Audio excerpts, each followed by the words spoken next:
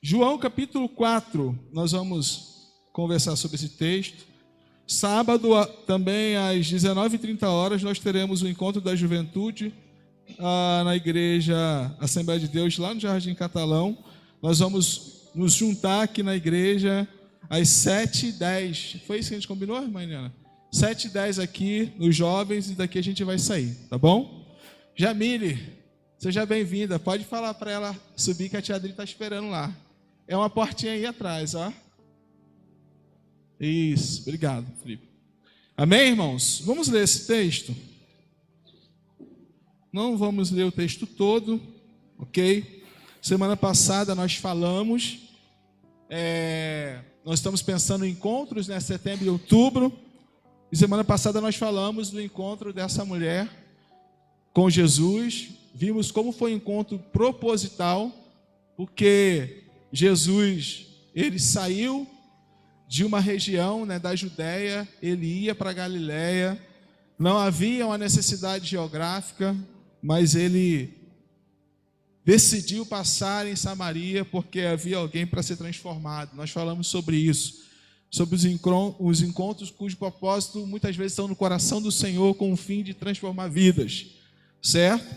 E hoje nós vamos terminar então de conversar sobre isso, pensando especialmente sobre os efeitos deste encontro. O verso que eu quero ler com você é um verso chave, versículo de número 39, tá? Vou explicar o texto na medida em que nós fomos falando, mas eu quero ler o verso 39.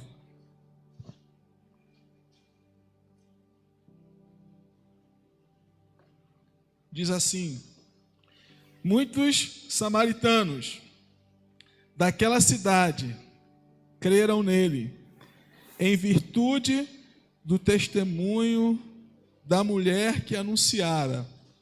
Ele me disse tudo quanto tenho feito.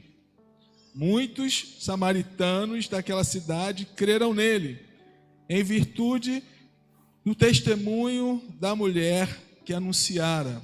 Ele me disse tudo quanto tenho feito. Feche os seus olhos, mesmo sentado. Senhor, obrigado pela oportunidade de estar aqui cultuando ao Senhor, e obrigado pela oportunidade de também ler a Tua palavra e ouvir a Sua voz. Oro para que o Senhor fale conosco nessa noite, com a Sua igreja. Repreendo tudo o que não provém de Ti, que porventura tentaria impedir a compreensão da palavra que será ministrada. E oro para que, na medida em que formos falando, o Teu Espírito Santo vai nos revelando a Sua vontade para a nossa vida, em nome do Senhor Jesus. Amém? Meus irmãos, dia 31 de outubro deste mês, será celebrado ou comemorado 505 anos da Reforma Protestante.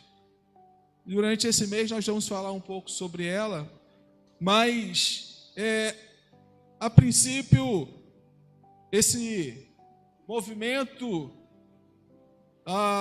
não foi um movimento de revolta contra a igreja ou contra a estrutura eclesiástica do século XVI, mas um movimento de volta às Escrituras. Um movimento que levou as pessoas naquele contexto a pensarem na vontade de Deus revelada não pela instituição, mas pelos textos sagrados. Vale lembrar que no século XVI, a tradição da igreja e a bula papal, por exemplo, tinham o mesmo peso que as escrituras. A teologia da infalibilidade papal era respeitada de forma extrema. E diz esta teologia que a palavra do pontífice, do sumo sacerdote da igreja, nesse contexto que era a igreja romana era infalível, não havia possibilidade.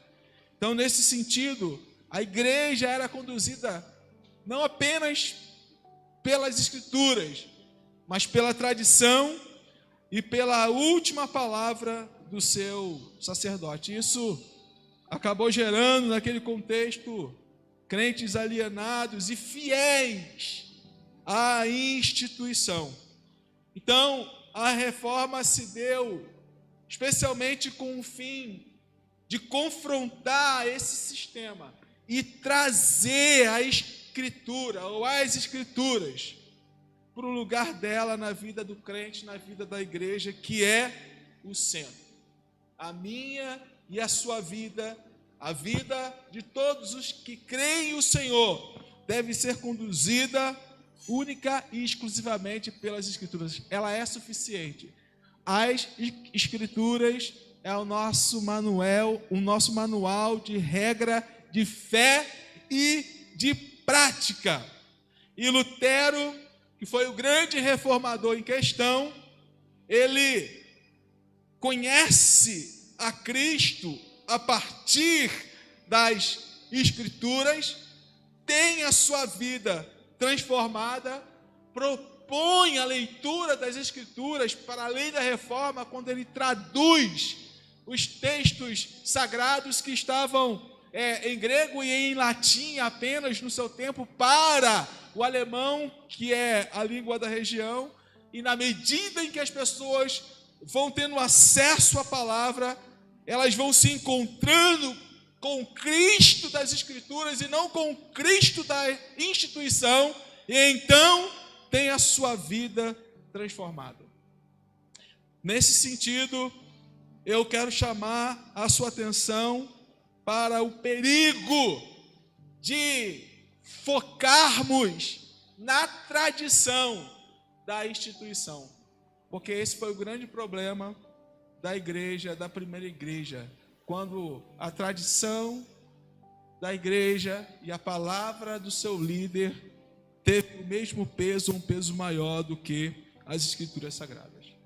Pastor, por que o senhor está falando isso? Primeiro, porque eu vou habituar, trazer os irmãos para o contexto da reforma protestante, que é celebrado no dia 31 de outubro, mas não só por isso, porque o texto em questão, João capítulo 4, nós vemos que há um problema posto e apresentado por conta de alguém que confia extremamente na tradição para dirigir, reger o seu relacionamento com Jesus. Mas nós vemos que esta pessoa vai ter um encontro real com ele, com Jesus e com a palavra de Jesus. Isso vai abrir também os olhos delas, né, da mulher e do samaritano, para o grande Deus que está diante deles. Então veremos sobre os efeitos desse encontro com Jesus. Antes de olharmos para o primeiro efeito, vale apenas uma reconstrução, né, da história. Você pode olhar aí no contexto do capítulo 4. Jesus está saindo de um lugar, Judéia para Galiléia, passa em Samaria, tem sede, vai ao poço de Jacó. No poço de Jacó, na hora sexta ou por volta de meio-dia, ele encontra uma mulher, pede água para esta mulher, e a partir de então começa um diálogo, né? Esse encontro de Jesus com essa mulher vai gerar essa transformação e os efeitos que nós iremos refletir. Só dois. O primeiro dele é esse alinhamento da fé. Porque essa mulher com quem Jesus se encontra, ela tem fé. Ela crê em Javé. Ela é uma descendente de Abraão. Ela tem Torá. Ela acredita nos mandamentos. Ela acredita que Deus se revela. Mas a fé dela está desconfigurada. há um problema na dinâmica da fé. Que problema, pastor? A própria tradição. Porque em dado momento, versículo 9, por exemplo, do capítulo 4 que nós lemos, nós vemos essa mulher falando com Jesus sobre uma possível situação que há entre judeus e samaritanos, quando ela diz que não é comum, não é correto, não é interessante esse diálogo entre eles. Há aqui algo posto pela tradição.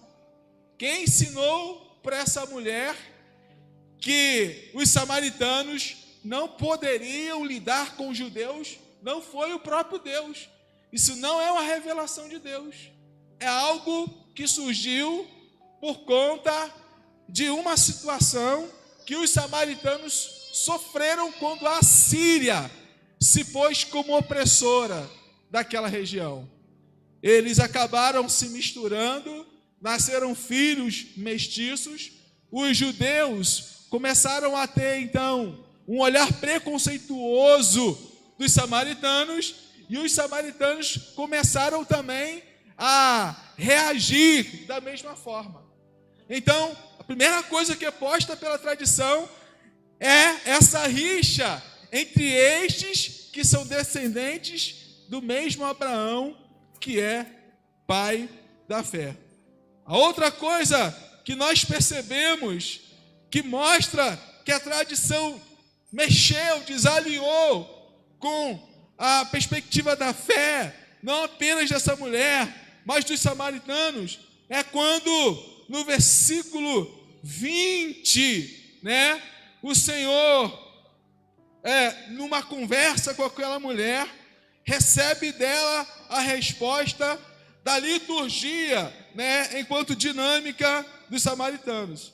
Então ela disse: nossos pais, diga comigo, tradição. Nossos pais, tradição. Algo que foi compartilhado conosco, daqueles que existiram antes de nós. Nossos pais adoravam neste monte. Vocês, entretanto, dizem que em Jerusalém é o lugar onde se deve adorar. É a perspectiva da tradição, de que a liturgia, de que a adoração, de que o culto a Deus acontece no monte, para os samaritanos em Gerizim e para os judeus em Jerusalém. A adoração para essa mulher, segundo a tradição, está posta através do ambiente. Jesus se revela em um lugar específico. Isso é produto da tradição, não de Torá e nem de uma experiência pessoal ou particular com o Senhor. E aí, a resposta de Jesus, para essa mulher, não ainda esse verso, mas está posto aí, de que por conta desse desalinhamento da fé, a adoração até acontece, mas é uma adoração inerte, vã, inútil, porque no verso 22 ainda, Jesus diz para ela, por conta dessa desconfiguração da fé: vocês adoram o que vocês não conhecem. Vocês até celebram, vocês até adoram, mas vocês não sabem, não conhecem aquele que vocês estão adorando. Por quê? Porque o conhecimento ou a informação da divindade que os samaritanos celebram foi compartilhado pela tradição, não por Torá e nem por um encontro pessoal. Isso é inútil. Existem muitas pessoas que servem ao Deus dos seus pais, Por que você é crente, é cristão? Por que você é católico? Por que você pertence a determinada perspectiva de fé, porque os meus pais me ensinaram assim. E aí a pessoa passa a vida inteira envolvida com Deus dos seus pais, sem de fato ter experimentado esse Deus a quem ela adora, que os pais conheceram, mas eles mesmos não conhecem.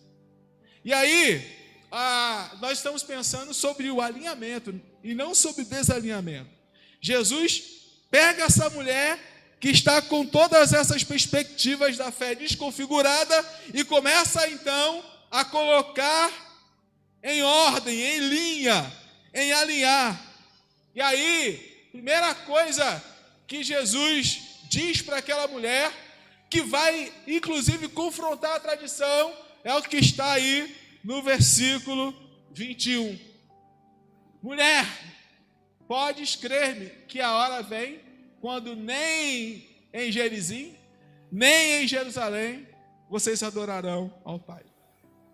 A liturgia, o culto, a adoração, a celebração a Deus não está condicionada ao lugar. Isso é um confronto para alguém que ouviu a vida toda que a adoração tinha lugar, e esse lugar era o Monte Gerizim. Tem outra coisa ainda, no versículo 23, a gente lê muito esse texto nos cultos de adoração. Vem a hora e já chegou, em que os verdadeiros adoradores adorarão ao Pai em espírito e em verdade. Mostra para nós, mais uma vez, que a adoração não se limita à estrutura. E é algo que tem a ver, com aquilo que transcende o entendimento humano. A liturgia que Deus recebe, liturgia é serviço de culto, serviço de adoração, é algo que parte do coração. Nós cantamos aqui, mas a adoração, ela verdadeiramente que chega aos céus é aquela que parte do nosso espírito para com o Espírito de Deus. Por isso que o culto, apesar de ser comunitário, tem uma conotação particular, individual. A irmã está celebrando aqui com vontade de pular e o pastor Marcelo está lá sem sentir nada, É porque o negócio não tem a ver com sentir, tem a ver com disposição do nosso coração. Entende, irmãos? Então, Jesus ensina isso para essa mulher. Não tem a ver com tradição, com lugar, não tem a ver com perspectiva geográfica, com nacionalidade, mas com a intenção do coração. Jesus está realinhando a fé dessa mulher e está realinhando a nossa fé também, irmãos. Porque muitos de nós celebramos a Deus na perspectiva da tradição, com base apenas naquilo que nossos pais, e muitas vezes nem nossos pais, mas a própria instituição nos ensinou. É assim, assim, assim que você deve celebrar o Senhor. É assim, assim, assim, de outra forma não tem jeito. Deus só se manifesta a partir desse tipo de performance. Entende? Jesus está dizendo, irmãos, não é assim. Entende? Não é assim. Cada um, com a disposição do coração, consegue de fato acessar ao Pai. E aí, no verso 25, nós temos a resposta da mulher, mostrando para nós que ela tem uma perspectiva de fé, ela acredita na vida do Messias, do Messias dos samaritanos, e no verso 26 Jesus disse, eu sou. Não, mas o Senhor é judeu. Eu sou, porque o Messias, ele não vem apenas para o judeu. Inclusive é uma palavra que diz que ele veio para os que eram seus, e os seus não receberam. Agora, todos os que recebem, têm então o direito de se tornarem também filhos de Deus. Então ele se manifesta para ela. Se os judeus dizem que o Messias vem deles, isso é uma verdade, mas ele será efetivo não apenas aos judeus, ele se manifestará também aos samaritanos. Aí no versículo de número 29, mostra para nós que ela abraçou estas palavras de Jesus, de modo que ela saiu de onde ela estava, voltou para sua cidade com o coração cheio de alegria e começou a testemunhar de uma forma correta sobre Cristo. Não falando apenas de o Cristo que revelou toda a sua vida, mas da palavra que ela recebeu, da convicção do seu coração de que ele era o Messias que havia de vir, esperado por todos os descendentes de Abraão. A fé dessa mulher foi direcionada. Por quê? Porque ela teve um encontro com Jesus, um encontro real com Jesus. Irmãos, essa mulher era crente, tinha Torá como regra de fé e prática, aí adorava como seus pais também adoravam, mas como os seus pais e os samaritanos do seu contexto não conheciam a divindade de quem dizia ser certo. Então, como essa mulher e o seu povo, eu repito, existem muitas pessoas que ainda estão nos montes adorando a um Deus que não conhecem e continuarão assim até que tenham um encontro real com Deus através da palavra. Quando eu digo que eles estão adorando no monte, não estou falando contra o ambiente do monte não, tá, irmãos? Eu estou falando que eles estão celebrando a Deus aonde a tradição diz que Deus se revela. Eles fazem um movimento, mas não encontram o Senhor ainda, porque não se encontraram com o Senhor, que se revela única e exclusivamente pela palavra. Então talvez você seja filho de crente, seguidor de alguém nas redes, conhece Jesus pela tradição, ou pelos discursos, ou por pessoas que falam de Deus. E isso, para além da tradição, é um problema dos nossos dias. Tem gente que consegue argumentar sobre Deus com base em coisas que ouve dos teólogos das redes sociais. E aí quando você senta para falar sobre Deus, na perspectiva que ela está falando, e perde base bíblica, ela não sabe argumentar, ela só sabe que o pastor tal disse. Aonde está escrito? Não sei. Eu só sei que o cara disse, e o cara disse, então está dito. É isso, irmãos. Entende? Celebram a um Deus que o pregador apresenta, mas eles não conhecem efetivamente esse Deus. Porque conhecer não tem a ver apenas com você ouvir sobre, tem a ver com você experimentar, com você andar, com você comungar. Entende, irmãos? Eu posso ensinar sobre Deus para vocês, mas se vocês não experimentarem esse Deus de quem eu estou falando, você ouviu falar sobre Ele, mas não o experimentou. Entende, irmãos? Esta mulher ouviu falar sobre o Deus de Isaac, Jacó e Abraão. Essa mulher participava da liturgia ao Deus de Isaac, Jacó e Abraão, mas ela não havia experimentado nenhum contato com o Deus de Isaac, Jacó e Abraão. E eu digo aos irmãos que esse Deus se revela e Ele é acessível a cada um de nós. Quando o véu do templo foi rasgado de alto a baixo, foi inaugurado o sacerdócio universal de todos os crentes, irmãos. Houve um tempo que apenas os sacerdotes acessavam a Deus e levavam a demanda do povo ao Senhor, mas depois do madeiro, quando ele se tornou assunto aos céus, irmãos, você não precisa mais que o pastor interceda por você.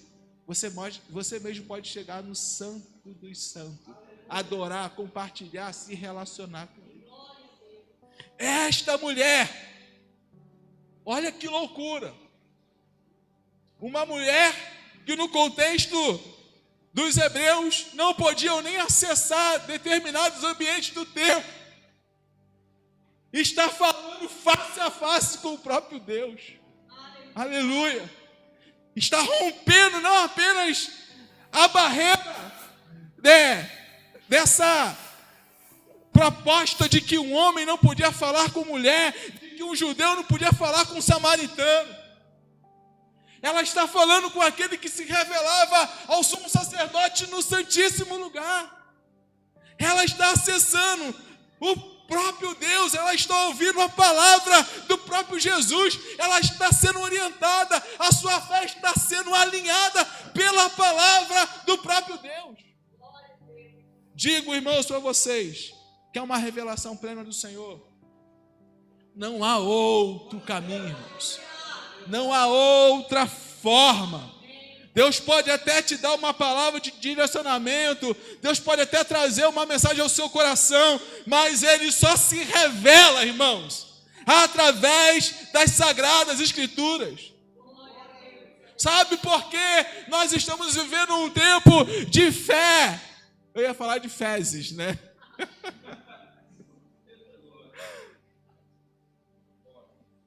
Sabe por que a gente está vivendo esse tempo bagunçado, né?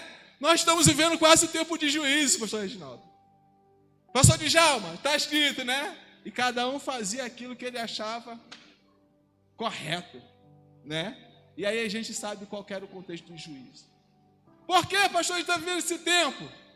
Porque a nossa fé está fundamentada na tradição, no discurso, na doutrina de uma instituição. Mas a minha e a sua vida precisa estar fundamentada única e exclusivamente na palavra do Senhor. Amém, irmãos? Conhecer Jesus apenas pelo discurso do outro não é necessariamente saudável. É preciso ter a sua própria experiência, seu encontro real com Ele. No caso desta mulher, Jesus se revelou a ele através da palavra. E continua sendo a melhor forma dele se revelar ao homem. Lutero, totalmente vinculado com a perspectiva da tradição, da religião, da instituição. De repente ele lê o texto de Romanos e ele lê lá, escrito que o justo viverá pela fé. Tudo aquilo que foi construído dentro do contexto da fé dele pela instituição caiu por terra. Os olhos dele se abriram, irmão. E essa palavra continua libertando a gente, irmãos. A palavra é libertadora, irmãos. Se você mergulhar na palavra, você não será amarrado, aprisionado por sistema algum. Nessa noite, Deus está dando uma direção para a gente. Chega de perder tempo. Chega de liturgia vã, inútil. Chega de culto inerte. Chega de ficar correndo atrás de águas, de poços em poços. Jesus está aqui e lhe oferece uma água que saciará a sua sede de uma vez por todas. Além de dar a norte, uma direção correta no que diz respeito à sua fé. Ele será o seu companheiro de fato e de verdade. Permita que o Senhor redirecione a sua fé. Em nome de Jesus. Estabeleça um compromisso com Deus que se revela pelas Escrituras Sagradas, irmãos. Nós estudamos o movimento dos pietistas ou dos puritanos. Pietistas, tá, irmãos? Pietistas e puritanos, né? Homens que tiveram a sua vida, né, de contrição, de piedade, de devocional extremamente estabelecida e que acabaram fazendo a diferença na sua geração por conta da dedicação com a palavra. E isso é bom, irmão, sabe por quê? Quando no encontro com Jesus a nossa fé é alinhada, acontece uma outra e inevitável transformação. Fico rico, pastor? Não estou falando disso. Fico poderoso? Diga comigo, transformação no caráter. é um grande efeito de um encontro com Jesus. Posso ouvir um glória aí também? Falar igual a irmã aqui, só o lado de cá que ouviu. Irmãos, não tem jeito. A palavra do Senhor transforma a vida do ser. Não a igreja, não a instituição, não as liturgias. A palavra do Senhor transforma a vida do sujeito. Sabe por que a gente vive num tempo de mau caratismo dentro da comunidade cristã? Porque estamos envolvidos com tantas coisas, menos com a palavra. Essa mulher, ela está na hora sexta no poço. É um horário comum a quem tem um caráter questionável. Não é um horário normal de alguém estar meio-dia no poço tirando água. Uma mulher honrosa, nesse horário, está, no contexto do texto, na sua casa, no cuidado dos seus filhos, do lar, né? Nos nossos dias ela está trabalhando, né? Em algum lugar também, né? Mudou, tranquilo, tá, irmãos? Estou falando no contexto do texto aqui. É comum dela estar lá, no cuidado do lar lá. Mas essa mulher não. Ela está indo para o poço de Jacó no momento em que, segundo alguns teólogos, as meretrizes frequentavam. As mulheres desonradas frequentavam. Pessoas de caráter questionável se encontravam. Mas quando ela tem um encontro com Jesus naquele lugar e Jesus realinha a fé dela, a primeira coisa que ela faz depois desse momento é sair dali. Os olhos dela se abrem, ela volta para Samaria, né? Ela volta para Samaria, isso está lá no verso 28. A outra coisa que mostra para nós que o caráter dessa mulher é afetado do ponto de vista positivo é que no versículo 18, né, tem aquela conversa de Jesus com aquela mulher, quando Jesus fala, vai lá, chama teu marido e vem cá. E ela disse, não tenho marido. E Jesus disse para ela, você disse bem, você já teve 5 e o que você tem agora não é o seu marido, você disse a verdade. A verdade é uma característica de quem tem o caráter mudado. E a outra coisa que, ainda nesse verso 18, nós não sabemos sobre os 5 maridos que essa mulher teve. Se morreram, se ela divorciou. Divórcio para a igreja é uma coisa complicada, é uma coisa que Deus não vê com bons olhos. Você imagina no contexto do texto. Mas uma informação o texto dá para nós. Ela tem um marido, ela tem um homem que não é dela, e isso é adultério. Ela vai para casa e certamente ela vai resolver isso de alguma forma. Porque uma pessoa que se encontra com Jesus, ela é mudada no seu caráter. Jesus fala com ela abertamente sobre o seu problema. Jesus confronta o seu pecado e ela não questiona. Ela não diz que não é bem assim. Ela aceita o confronto. Vejo que és profeta. O confronto não é um problema para alguém que nasceu de novo. Eu não estou falando do confronto de um homem, mas do confronto da própria palavra. A Bíblia é maravilhosa. Eu entreguei a minha vida para Jesus. Eu bebia e prostituía. Me converti na Assembleia de Deus. O pastor, o discipulador, Ninguém falou para mim: Marcelo, para de beber, para de ir para a festa, para de prostituir.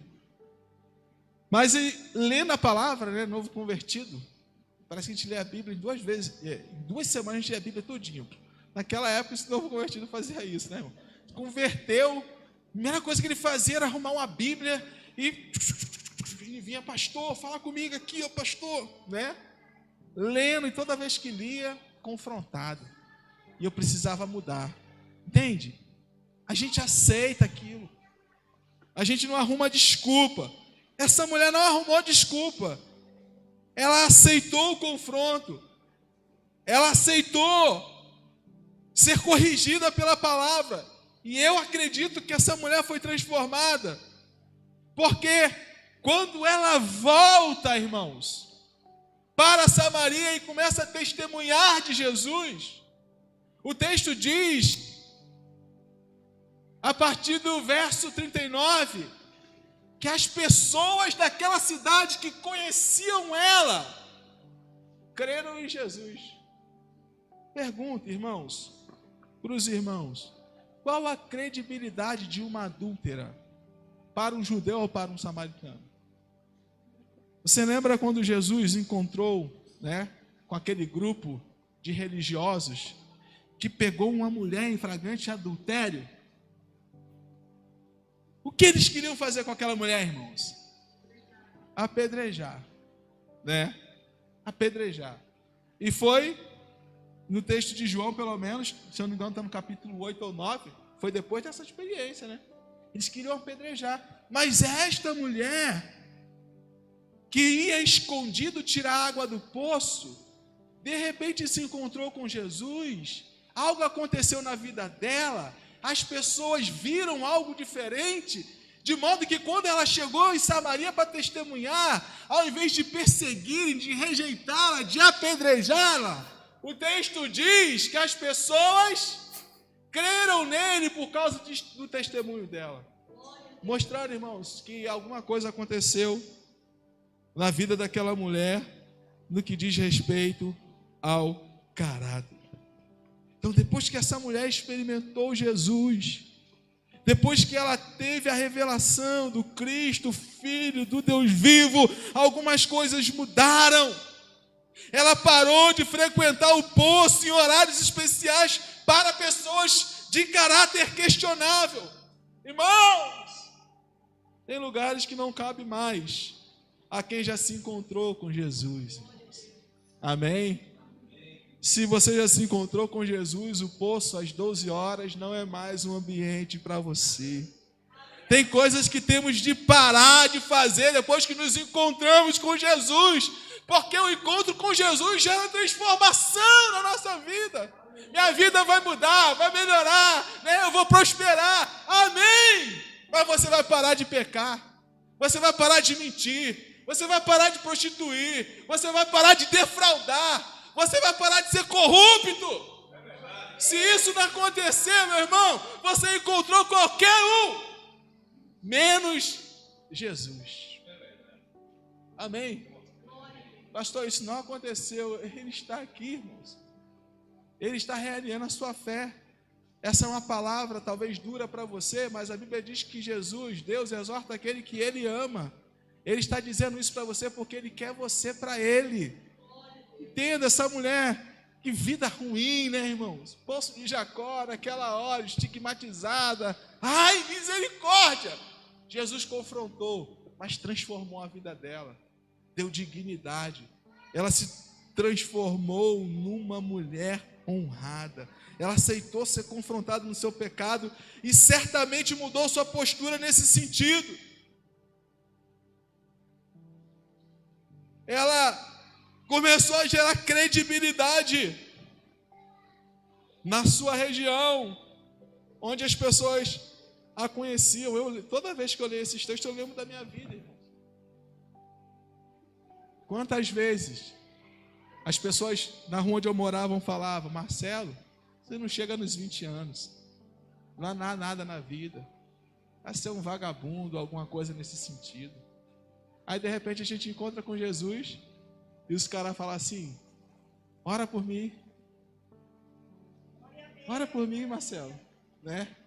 Como as coisas mudam. As pessoas olham assim e falam assim, ó, você viu lá o filho da Nilda? O cara é pastor, homem de Deus. Sim, irmãos, isso aí é para a glória de Deus. Isso é para dizer para você que está aqui, que se alguém está falando contra a sua integridade, contra a sua vida, se alguém não acredita em você, talvez por alguma situação, o encontro com Jesus pode mudar toda essa situação. E você não vai dizer com orgulho. Nós falamos esses dias sobre Jefté, né? Que história linda. Jefté, cara filho, né? Filho de Judá com uma prostituta. Foi rejeitado pelos irmãos, chegou uma idade, o próprio pai o expulsou de casa. Mas ele, enquanto filho de Judá, era alguém que estava debaixo da aliança do pai Abraão. E para a terra que ele foi, ele se manteve fiel ao Senhor, Deus o honrou. Israel precisou de um libertador, e Deus levantou quem, irmãos? O filho da prostituta, o rejeitado, né? E Jefté governou sobre Israel, e no tempo de Jefté houve paz. Então, para Deus, não importa o seu estado atual, desde que você permita que a sua fé seja realinhada e que o seu caráter seja transformado e moldado pela palavra do Senhor. Repito, muitos samaritanos creram nele em virtude do testemunho desta mulher. A minha oração é para que todos nós que estamos aqui tenhamos de fato um encontro real com Jesus, e que a prova desse encontro não seja apenas uma declaração: eu me encontrei com Jesus. Que a prova desse encontro não seja apenas uma frase na sua camisa, mas uma vida com Deus, evidente pelo seu comportamento, pelo fruto que o Espírito de Deus produz na sua vida. A minha oração é para que as pessoas possam olhar para mim e para você e ver, de fato, a transformação que Jesus realizou. Eu concluo, irmãos, dizendo para você que os efeitos de um encontro real com Jesus tem a ver com esse alinhamento da fé e com essa transformação do caráter. Essa mulher experimentou isso. Os reformadores experimentaram isso. Tiveram um encontro real e pessoal com Jesus. Que eu e você, que nós também possamos ter a nossa própria experiência pessoal com Ele, para a glória dEle. Você já teve uma experiência especial com Jesus? Você já se encontrou com Ele? Você já o experimentou? As escamas dos seus olhos já caíram? A minha oração é para que Ele possa fazer isso, em nome de Jesus.